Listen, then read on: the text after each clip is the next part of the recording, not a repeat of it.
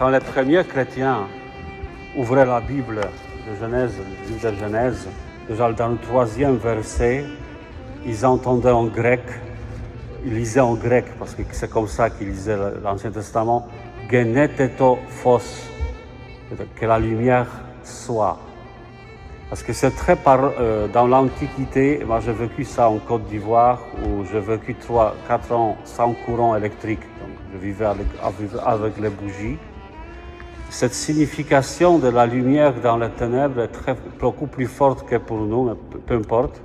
En tout cas, ce que annoncent les prophètes, c'est une lumière éternelle qui vient avec le Messie.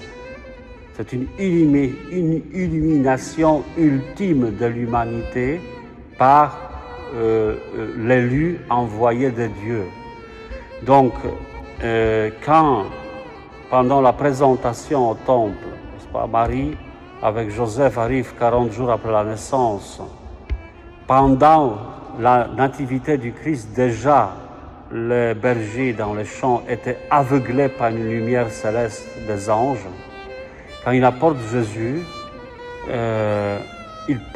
Marie en fait porte sur ses bras Jésus, le bébé Jésus, et quand Siméon, conduit par l'Esprit, illuminé par l'Esprit Saint, prend dans les bras cet enfant dans le parvis du temple, devant l'entrée, il dit « Maintenant, ô Maître souverain, tu peux laisser ton serviteur s'en aller en paix, car mes yeux ont vu le salut que tu préparais à la face des peuples, lumière pour illuminer, pour la révélation des nations. » Ses yeux ont vu la lumière pour la révélation des nations. Donc ce vieillard, qui était uniquement illuminé par l'Esprit Saint, en voyant réellement la lumière du monde, Jésus, peut s'en aller en traversant les ténèbres de la mort vers la lumière éternelle du ciel. Donc, forcément, Marie, c'est l'image de celle qui nous apporte la lumière, en fait.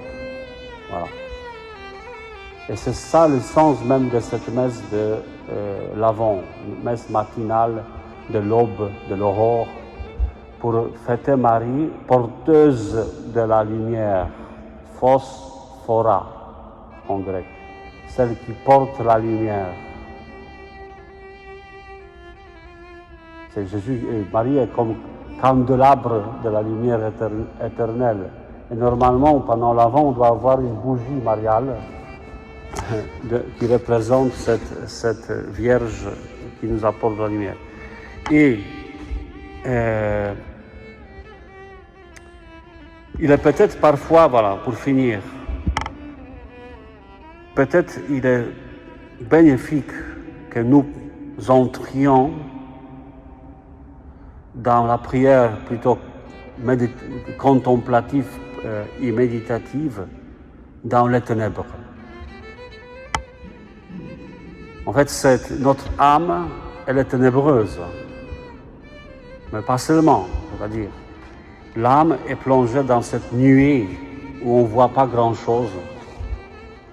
Mais au milieu de cette nuée, il y a une lumière du Christ qui vient du baptême d'ailleurs. Jésus est toujours là en nous, comme une lumière.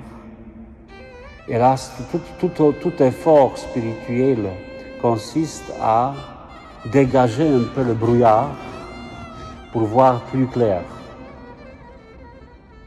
Comme ces aveugles qui criaient, 2 aveugles qui criaient quand Jésus passait, « Prends pitié de nous, fils de David », donc Messie. Voilà, Jésus s'approche. « Croyez-vous que je peux faire cela ?» Et ils ont professé la foi. « Oui, Seigneur », c'est une profession de foi. Nous avons tous posé la question, que je crois ou non que le Christ peut dissiper toutes les ténèbres qui sont dans mon âme, ou plutôt au milieu de mes ténèbres qui sont toujours là, allumer une telle lumière que cette ténèbre n'a plus de l'emprise sur moi.